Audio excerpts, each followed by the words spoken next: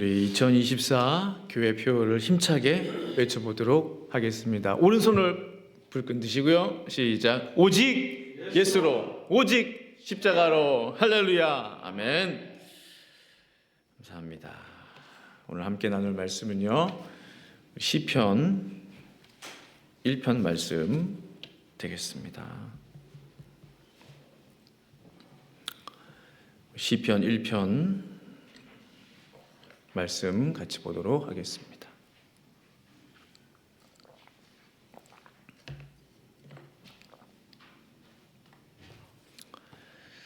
네, 우리 찾으신 줄 알고 저와 함께 우리 6구절인데요.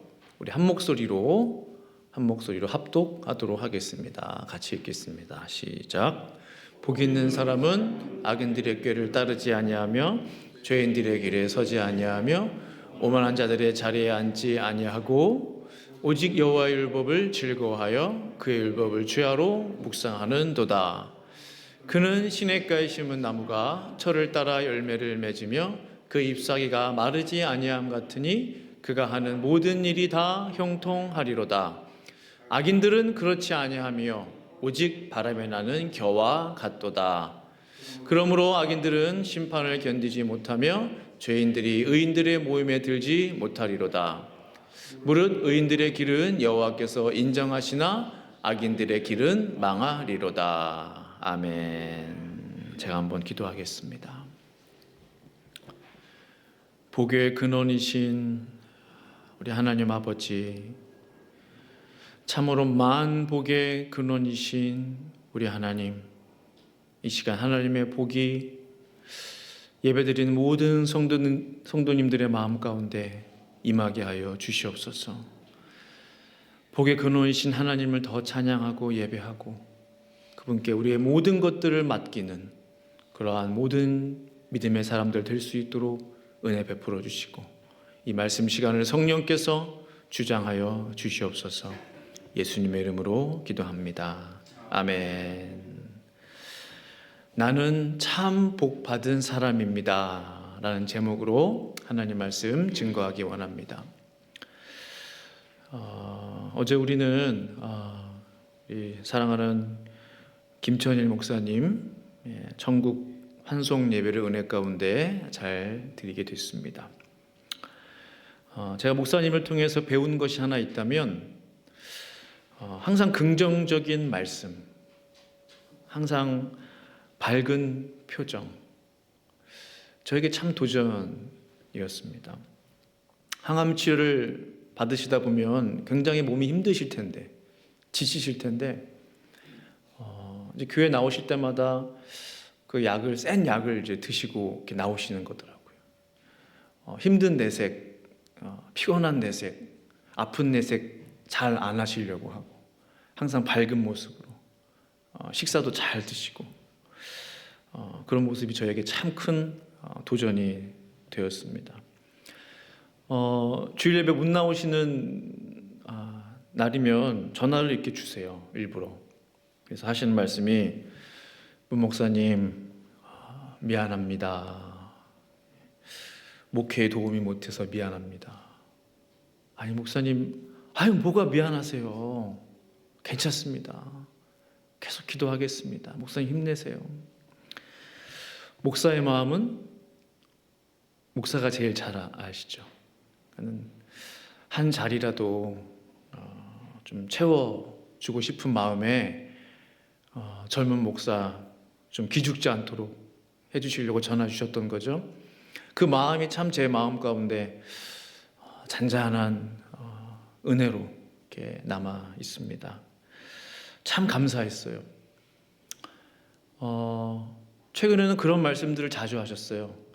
나는 너무나 행복한 사람이다. 사모님을 통해서도 이야기 들었지만 나 참 복받은 사람이다. 처음에 제가 그 얘기를 들었을 때 목사님 아프신데 이렇게 투병 중이신데 너무 행복하다는, 나처럼 행복한 목사가 없다. 어떻게 저렇게 말씀하실 수 있을까? 목사님의 강한 의지와 그 믿음이 저에게 큰 도전이 되었습니다. 저도 모르게 절로 고개가 숙여졌어요. 사실은 목사님들과 함께 이제 한 2주 전쯤인가요?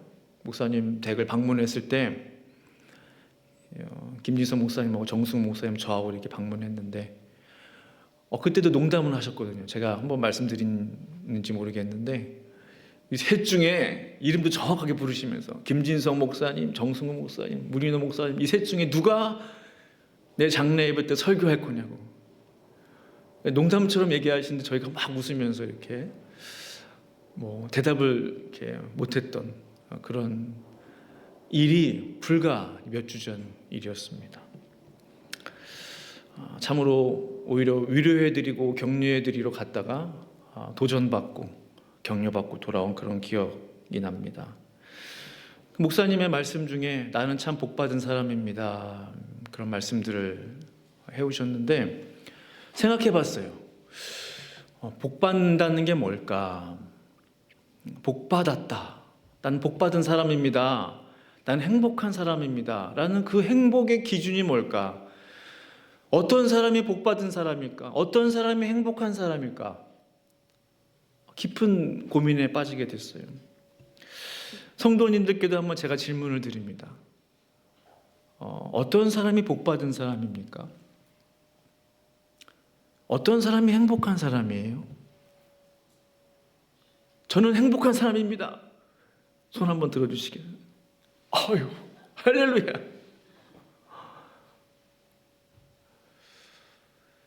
나는 복받은 사람입니다. 손 한번 들어보세요. 할렐루야. 갑자기 막 제 마음 가운데 성령이 충만해지는 것 같습니다. 맞습니다. 우리가 예수님을 알고 있고 예수님을 나의 구주로 영접했고 우리가 죽어서 갈 곳이 확실하다면 그 사람이야말로 복 중에 복을 받은 사람인 줄로 믿습니다. 로또에 당첨됐다고 행복할까요? 전혀 그렇지 않더라고요. 뉴스 보면은 10중 8구는 다 삶이 이상해지더라고요. 큰 집을 사면 행복할까요? 한두 달은 좀 행복하겠죠. 그런데 잠시뿐일 것입니다. 어느 순간 또 익숙해지고 자연스러워지고 그런 것들도 복이겠죠. 그러나 진짜 복은 따로 있습니다. 예수님을 소유한 사람, 생명을 얻은 사람, 영원한 천국에 나의 이름 석자가 생명책에 기록되어 있는 그 사람, 가장 복받은 사람인 줄로 믿습니다. 솔로몬이 참으로 복받은 사람이죠. 그는 정말 아버지 다윗을 잘 만난 건지 그 모르겠지만 그가 모든 것들을 누렸습니다. 정말 그가 가지고 있는 모든 재산과 재물, 아마 이스라엘 역사 전체를 통틀어서 가장 강했던 나라의 왕이었을 거예요. 그랬던 솔로몬의 고백을 보면요, 전도서 말씀 보면 참 놀랍습니다. 다윗의 아들 예루살렘 왕 전도자의 말씀이라. 솔로몬이죠. 전도자가 이르되 헛되고 헛되며 헛되고 헛되니 모든 것이 헛되도다. 그는 모든 것들을 누렸던 왕이에요. 권력이면 권력, 부면 부, 영광이면 영광, 모든 것들을 다 누렸어요. 그렇죠? 그런데 그의 입에서 나오는 고백은 5번이나 헛되고 헛되고 헛되고 모든 것이 헛되대요. 해 아래서 수고하는 모든 수고가 사람에게 무엇이 유익한가? 한 세대는 가고 한 세대는 오되 땅은 영원히 있도다. 저것이 우리의 인생의 한 하나의 그림, 저 안에 다 들어가는 것 같아요. 네 구절 가운데. 그가 무엇이 부족했습니까? 그러나 그의 고백은 우리의 모든 것들은 헛되다. 그러나 헛되지 않은 게 있어요. 결코 헛되지 않은 수고가 있는 것은 무엇입니까? 바로 하나님께 드리는 수고, 예수님을 위한 수고, 주님의 교회를 섬기는 그 수고의 땀과 그 열정과 우리의 발품과 우리의 노력과 수고와 그 모든 것들은 결코 헛되지 않는, 하나님께서 반드시 갚아주시는 귀한 수고인 줄로 믿습니다. 바로 이러한 사람의 복된 인생을 살아가는 거죠. 바로 그러한 사람이 행복한 사람입니다. 우리가 너무나 잘 아는 시편 1편 말씀은 복에 관한 이야기로 시작합니다. 복 있는 사람은 하면서 우리 궁금증을 자아내죠. 복 있는 사람은 누굴까? 악인들의 꾀를 따르지 아니하며 죄인들의 길에 서지 아니하며 오만한 자들의 자리에 앉지 아니하고. 근데 가만히 한번 보세요. 복 있는 사람은, 복은 뭔가 소유하고 있을 때 복 받았다 이런 표현들을 쓰잖아요. 일반적으로 복 있는 사람, 뭐가 있는 거예요. 복 있는 사람은. 근데 그 다음에 나오는 말씀이 조금 의문을 자아내게 합니다. 복 있는 사람은 무엇을 가지고 있는 사람인 것 같아요. 예를 들면 복 있는 사람은 루이 땡땡을 몇 개씩 가지고 있는 사람, 복 있는 사람은 뭐 람보르 땡땡을 몇 대씩 굴리는 사람, 뭔가 소유하고 있는 것에 대한 설명이 나올 것 같은데 그게 아니에요. 복 있는 사람에 대한 기준을 이야기할 때 어떤 소유의 문제가 아니라는 거죠. 무엇을 얼마나 가졌느냐, 갖지 못했느냐가 기준이 될 수 없다는 거예요. 복의 기준이 될 수 없다는 거예요. 얼마 전 유튜브 영상을 봤는데요. 사우디아라비아에 그 왕자들이 많잖아요. 왕자가 한 사람이 아니더라고요. 그 중에 한 왕자의 집이 이제 공개가 됐는데, 집이 아주 왕자의 집입니다. 얼마나 집이 큰지. 차 타고 집에 들어가야 되고, 그 안에서도 차가 여러 대 쫙 세워져 있어서 골라서 타고, 기사도 한 사람이 아니, 기사도 여러 명. 뭐 의전의 이제 중요도에 따라서 기사가 달라요. 높은 사람이 오면은 기사도 경력이 이제 좀 많고 예의가 바른 기사가 이제 운전하고. 얼마나 화려한 생활을 하고 있는지요. 모든 것이 갖춰져 있어요. 없는 것이 없어요. 식사도 얼마나 많이 하는지. 아침 먹고 간식 먹고 점심 먹고 또 중간에 새참 저녁 먹고 또 야참하고 또 하루 종일 먹는 것 같아요. 근데 제가 보니까요, 그 사람들이 전혀 행복해 보이지가 않아요. 얼굴에 그냥 항상 늘상 하는 거예요. 종 땡땡 치면은 자 밥 먹으러 갑시다. 밥 먹고 또 좀 널브러져 있다가 또 먹고 또 조금 놀다가 또 삶이 뭐 단조로워요. 재미가 전혀 없어 보여요. 유튜브 영상을 찍는 그 사람은 신기하니까, 이거 뭐 이런 집 화려하니까. 근데 거기에 몇 년씩 산 사람들은요, 이게 뭐 그냥 일상이에요. 감사도 없고 그냥 뭐 너무 지루해 보이고 따분해 보여요. 전혀 행복해 보이지 않더라. 제가 정말 행복해 보였던 사람들이 있어요. 바로 저 아이들. 인도네시아에 저 아이들은 뭐 얼마나 공부를 많이 뭐 했겠습니까? 태어나서 땅을 거의 못 밟아봤어요. 그냥 수상 가옥에서 태어나서 거기서 살다가 뭐 거기서 또 죽으면은 또 물로 이렇게 보내요. 시신을. 근데 아이들이 너무 행복해 보여요. 하루 종일 물놀이 하고 친구들과 함께 고기 잡고 뭐 너무 행복해 보여요. 걱정 근심이 하나도 없어 보여요. 저들이 진짜 행복한 사람들이구나. 예수님이 말씀하셨어요. 행복에 대해서, 복에 대해서 말씀하시면서 누가복음 12장 15절 우리 같이 한번 읽어볼까요? 시작. 그들에게 이르시되 넉넉한 데 있지 아니하니라 하시고.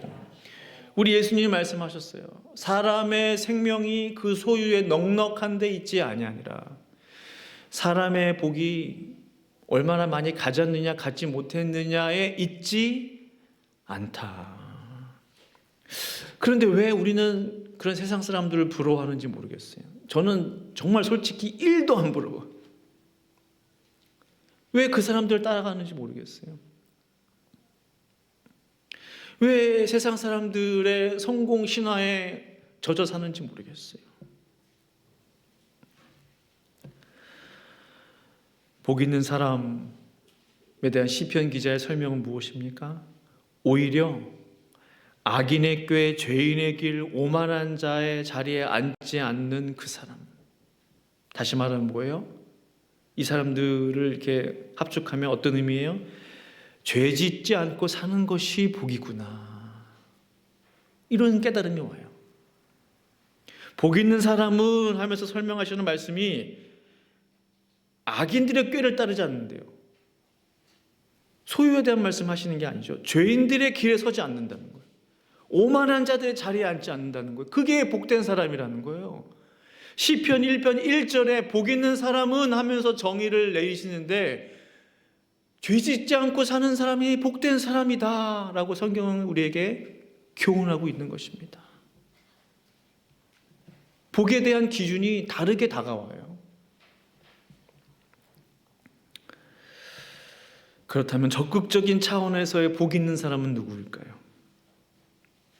2절에 오직 여호와의 율법을 즐거워하여 그의 율법을 주야로 묵상하는 도다 했습니다. 하나님의 말씀을 즐거워하는 사람, 그 말씀을 아침 저녁으로 읽고 묵상하는 사람. 하나님의 말씀을 가까이 한다는 것은요, 다시 말하면 하나님을 가까이 한다는 것입니다. 왜냐하면 하나님의 말씀은 곧 살아계신 하나님이시기 때문에 그래요. 하나님을 가까이 하는 사람이 어떻게 망할 수 있겠습니까? 그렇죠? 하나님을 가까이 하는 것, 하나님의 말씀을 가까이 하는 것과 같은 거기 때문에. 우리가 잘 아는 고아들의 아버지 조지 뮬러 아시죠? 어떤 기자가 조지 뮬러에게 물었습니다. 당신은 어떻게 그동안 40년이 넘는 이 사역을 하면서 한 번도 망하지 않고 이 긴 세월 동안 이 사역을 유지할 수 있었습니까? 그 비결이 무엇입니까? 그러자 목사님이 대답하길, 나는 평생에 성경을 100번 통독했습니다. 읽을 때마다 새로웠고, 읽을 때마다 새 힘을 얻었고, 읽을 때마다 새로운 비전과 소망이 넘쳤습니다 라고 고백하셨다는 거예요. 그렇습니다. 하나님의 말씀은 우리를 결코 망하게 하지 않고 우리가 가야 할 길을 제시해 주시고 날마다 우리를 새롭게 하시고 새 힘을 주시고 새로운 소망과 비전을 허락해 주시는 능력의 말씀인 줄로 믿습니다. 시편 119편 105절엔 이렇게 말씀하고 있죠. 주의 말씀은 내 발의 등이요 내 길에 빛이니이다. 우리가 잘 아시는 말씀이에요. 등이 있어야 걸어갈 수 있습니다. 빛이 있어야 우리의 인생길을 똑바로 갈 수 있는 것이죠. 예수님께서 자주 말씀하셨어요. 세리와 죄인들과 그리고 제사장과 바리새인들을 비교하셨어요. 자주. 비교하신 이유가 있습니다. 비교하시면서 이런 말씀하셨어요. 세리와 저 죄인들이 너희들보다 먼저 천국에 가리라. 너희들보다 먼저 하나님의 나라에 입성하리라. 그 결정적인 차이를 제가 말씀을 통해서 보게 됐어요. 누가복음 15장 1절에 모든 세리와 죄인들이 말씀을 들으러 가까이 나아오니 했습니다. 죄인들과 또한 세리들이 하나님의 말씀을 들으러 가까이 나아갔다는 거예요. 하나님께 가까이 나왔다는 거예요. 그때 바리새인들과 서기관들은 뭘 했나요? 그들이 가까이 나아올 때 바로 그 다음 구절 2절에 이렇게 말씀하고 있죠. 바리새인들과 서기관들이 수군거려 이르되 이 사람이 죄인을 영접하고 음식을 같이 먹는다 하더라. 뭐 하고 있는 거예요? 말씀을 가까이 할 생각은 하나도 없어요. 오히려 뒤에서 수군. 말씀을 가까이 하려 한 사람을 판단하고 비난했어요. 저 사람이 죄인들과 같이 식사합니다. 죄인들을 영접했습니다. 어떻게 그럴 수 있습니까? 누구만 손해입니까? 누구만 손해예요? 바리새인과 서기관들만 손해예요. 모든 세리와 죄인들은 하나님의 말씀을 가까이 했고 바리새인과 서기관들은 하나님의 말씀을 멀리 했다라는 거예요. 그래서 예수님께서 바리새인들아 서기관들아 세리와 죄인들이 너희보다 먼저 천국에 가리라 라고 말씀하셨다는 사실입니다. 또한 하나님의 말씀을 가까이 하는 것이 왜 복된 일인가? 실제적으로 우리의 삶에요, 우리가 이 땅을 살아가는데 정말로 우리에게 힘을 주시는 그런 말씀이 되기 때문에 그렇습니다. 3절에 같이 한번 읽어보겠습니다. 그는 시냇가에 심은 나무가 철을 따라 열매를 맺으며 그 잎사이가 마르지 아니함 같으니 그가 하는 모든 일이 다 형통하리로다. 아멘. 아멘.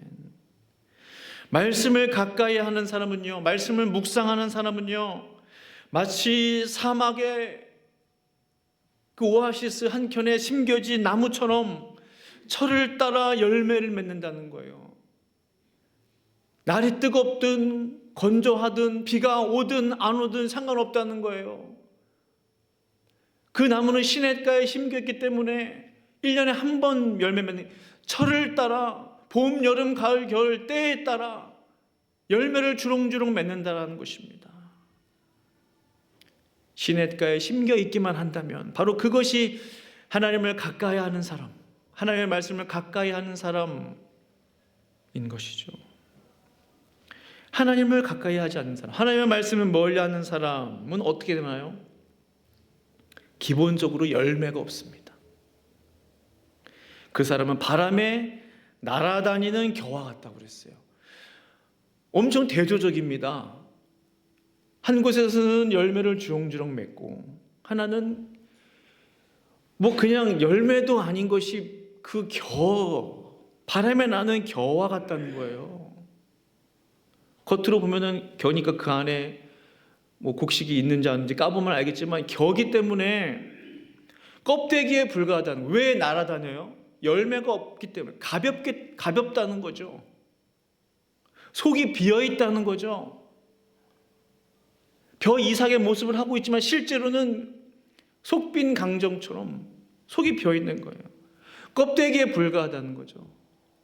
전 너무나 충격적이에요, 이 말씀 보면서.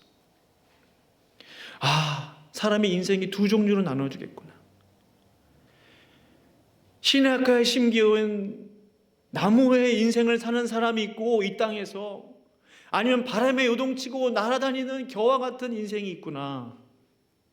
그것을 바로 오늘 시편 기자는 말씀하고 있는 거예요. 4절 오늘 본문 말씀 보시면 악인들은 그렇지 아니하며, 저 악인들은 누구를 말합니까? 복 받지 못한 사람들이에요. 복 받지 못했구나. 그게 아니에요. 복 받지 못한 사람은 악인들하고 있고 같은 개념으로 보고 있다는 거예요. 오직 바람에 나는 겨와 같도다. 악인들은 한낮 바람에 흩날리는 쭉정이와 같다라고 세번역은 번역했습니다. 쭉정이, 어디서 많이 들어봤죠? 쭉정이 얼마나 대조적입니까? 마태복음 3장 12절에 손에 키를 들고 자기의 타작마당을 정하게 하사 알곡은 모아 곳간에 들이고 쭉정이, 바로 겨는 꺼지지 않는 불에 태우시리라 했습니다. 옛날 시골 마당 가면은, 가을께 가면은 겨 이렇게 날아다니는 거 있어요. 바닥이 이렇게. 그러면은 그거 다 모아다가 어떻게 해요? 아궁이에 쑥 집어넣는 거예요.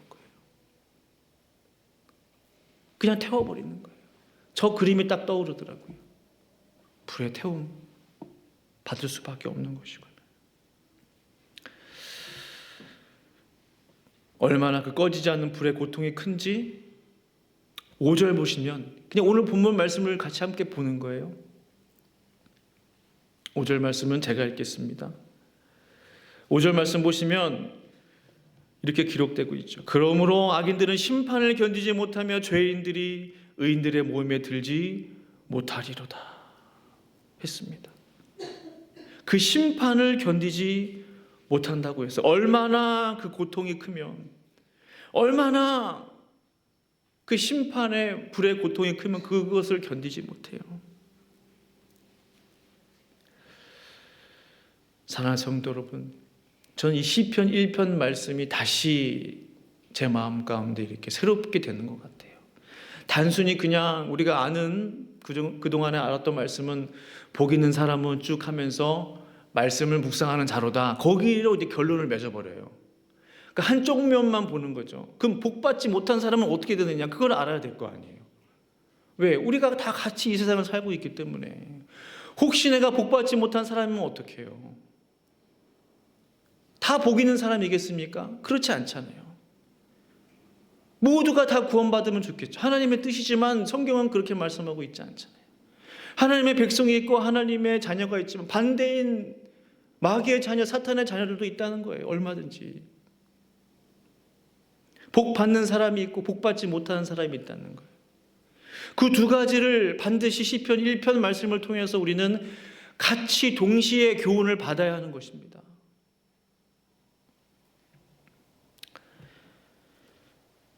이제야 다시 한번 우리 김천일 목사님 말씀이 제 마음 가운데 이렇게 와닿는 거예요.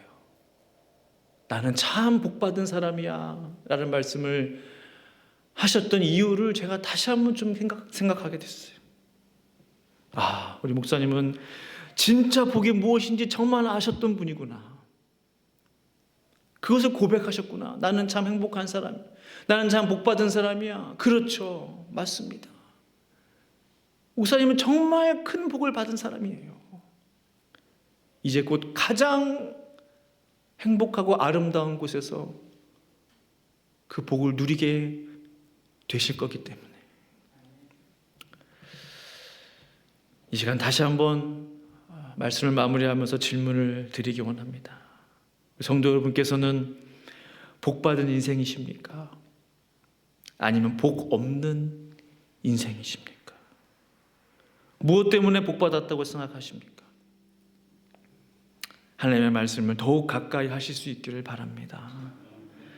하나님의 말씀이 선포되는 예배의 자리를 사모하실 수 있기를 바랍니다. 예배의 자리에 나오세요. 같이 기도합시다. 결국은 가만히 생각해 보니까 복 받으세요, 그 이야기더라고요. 더 복 많이 받으세요. 더 시냇가에 심기운 나무가 되세요. 더 많은 열매를 맺으세요. 제가 그 이야기를 했던 거더라고요. 복을 빌어주는 권면이었더라고요. 결국 성도님들을 위한 말씀이었다는 생각을 하게 됩니다. 바람에 날아다니는 속이 빈 겨의 삶이 아닌, 쭉정이의 삶이 아닌, 때에 따라 아름다운 열매를 주렁주렁 맺는, 상상만 해도 아름다운 그 그림, 시냇가에 심기운 나무처럼 하나님 앞에 아름다운 열매들을 맺으시는 성도님들 되시기를 간절히 축원합니다. 진짜 복, 전국 하나님의 책 생명책에 내 이름 석자가 기록되어 있는 그 복, 가장 큰 복을 결코 잃어버리지 마시고 끝까지 주님 부르시는 그날까지 그 복을 잘 간직하실 수 있기를 간절히 축원합니다. 함께 기도하시겠습니다. 우리 말씀 생각하시면서 우리 한번 기도하겠습니다. 나는 정말로 복받은 사람인가? 나는 참으로 행복한 인생인가? 그 복의 기준은 무엇인가? 자신을 돌아보시면서 한번 이 시간 주님 앞에 기도하면서 나아가시겠습니다. 기도하시겠습니다. 걸어가신 아버지 하나님 감사하며 찬양합니다. 주여 하나님 아버지, 그렇습니다. 하나님 아버지, 복 있는 인생은 어떠한 인생입니까? 하나님 아버지, 많이 가졌다고 복된 인생입니까? 하나님 많이 누린다고 복된 삶입니까? 그렇지 않습니다. 하나님 아버지, 하나님 이 세상에 가장 큰 부를 누리는 사람들도 공허해 보입니다. 삶이 무미건조합니다. 얼굴에 행복이 없습니다. 감사가 없습니다. 이 세상에 가장 큰 부자도 아무리 수십 대의 하나님 정말 럭셔리 카를 몰고 몇 개의 집들을 가지고 있다 할지라도 하나님 그의 삶은 절대 행복할 수 없고 복될 수 없습니다. 걸어가신 하나님 아버지, 하나님의 말씀을 묵상하는 그 사람, 하나님을 가까이 하는 그 사람, 천국의 생명책에 내 이름 석자가 기록되어 있는 그 사람이 가장 복된 인생인 줄로 믿습니다. 하나님 아버지, 하나님 참 복을 깨닫게 하시고 참 행복을 다시 한번 생각하는 모두가 될 수 있기를 원합니다. 주님 감사합니다. 주님 감사합니다. 감사하며 예수님의 이름으로 기도합니다. 아멘.